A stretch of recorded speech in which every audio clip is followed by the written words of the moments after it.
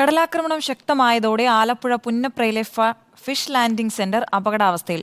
10 മീറ്ററോളം കിഴക്ക് ഭാഗത്തേക്ക് കടൽ ഇരച്ചു കയറിയതോടെ ഇവിടെയുള്ള ഹൈമാസ് ലൈറ്റും എപ്പോൾ വേണമെങ്കിലും നിലം പൊത്താമെന്ന നിലയിലാണ്. മഴയോ വേനലോ എന്ന വ്യത്യാസമില്ലാതെ ആലപ്പുഴ തീരത്ത് കടൽ ആഞ്ഞടിക്കുകയാണ്.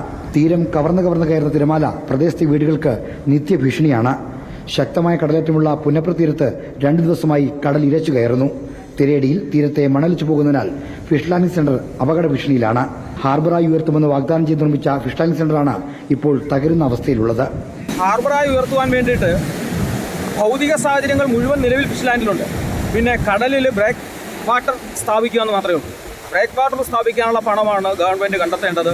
അങ്ങനെ ഒരു ബ്രേക്ക് വാട്ടർ സ്ഥാപിച്ചാൽ നമ്മുടെ 10,000-കണക്കിന് മത്സ്യത്തൊഴിലാളികളുടെ ആശ്രയ കേന്ദ്രമായിട്ടുള്ള പുന്നപ്ര ഫിഷ് ലാൻഡ് എല്ലാ കാലത്തും നമുക്ക് സംരക്ഷിക്കാൻ പറ്റും. തിരയടി കനത്തതോടെ പ്രദേശത്ത് സ്ഥാപിച്ചിട്ടുള്ള ഹൈമാസ് ലൈറ്റും ഏത് സമയവും നിലം പൊത്താം. ഇപ്പോൾ തന്നെ തീര ലൈറ്റിന്റെ പ്ലാറ്റ്ഫോം വരെ എത്തി. വളഞ്ഞ വഴി, ആറാട്ടുപുഴ തുടങ്ങിയ പ്രദേശങ്ങളിലും കടലേറ്റം ശക്തമാണ്.